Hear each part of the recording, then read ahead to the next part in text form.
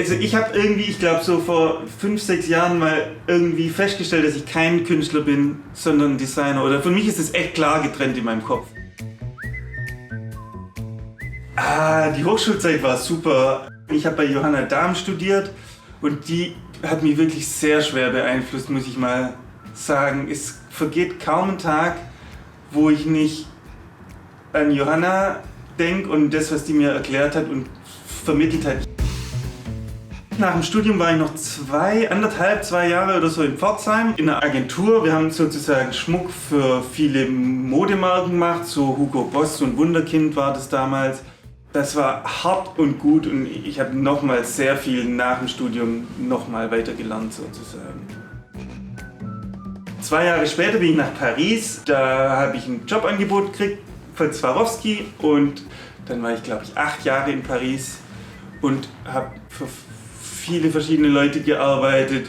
Auf dem Place Vendôme so richtigen Echtschmuck gemacht, aber auch für And Other Stories richtig günstigen Schmuck gemacht.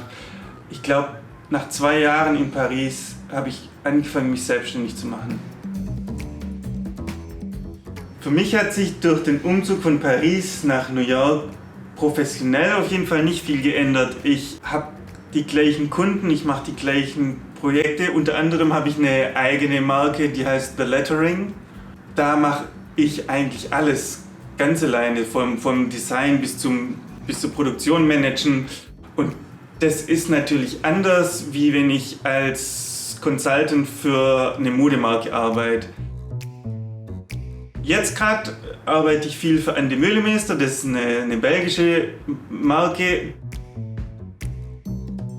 Was mich immer noch total mit Pforzheim verbindet, ist, erstmal habe ich da noch gute Freunde und dann ist die Produktion, die ich für Andy Meulemeister mache, ist immer noch in Pforzheim und wird auch in Pforzheim bleiben und deswegen trägt es mich auch noch öfters dahin zurück. Ich glaube, Pforzheim ist immer noch das Mekka in Deutschland für Schmuck und für Schmuck machen und es gibt sehr, sehr schwierig einen besseren Ort dafür zu finden, einfach weil die Infrastruktur da super ist. Ich hatte die Ehre, 2017 im Reuchlin-Haus in Pforzheim mit einer Berliner Künstlerin, der Marie von Heil, eine Ausstellung zu machen. Und zwar haben wir eine Marke oder ein Brand Haute Cantar gegründet.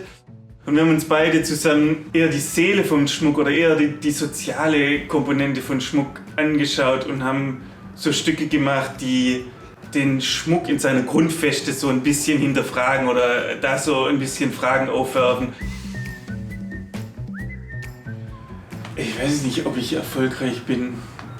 Wahrscheinlich schon dahingehend, dass ich sozusagen Dach über dem Kopf habe und keinen Hunger leiden muss. Was ich eher als erfolgreich empfinde, ist, dass ich jeden Tag plus minus gern zur Arbeit gehe oder das, was ich mache den ganzen Tag, echt eigentlich mir Bock macht. Wenn ich heute was sehe, was super cool ist, bin ich schon zu spät. Das kann ich eigentlich nicht mehr so wirklich verwenden. Deswegen ist man immer so, ich bin immer so auf der Suche nach was, wo einen so ein bisschen kratzt und wo man denkt,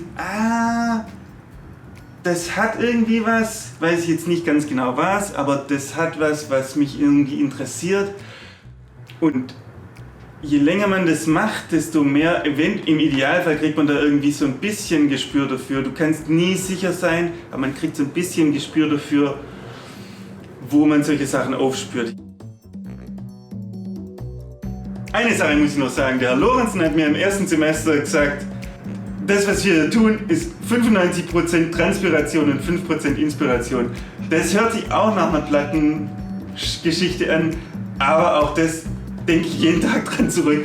Weil es stimmt schon, dass man wirklich, es ist eine gute Idee ist, sehr viel zu arbeiten, um ein guter Designer zu werden.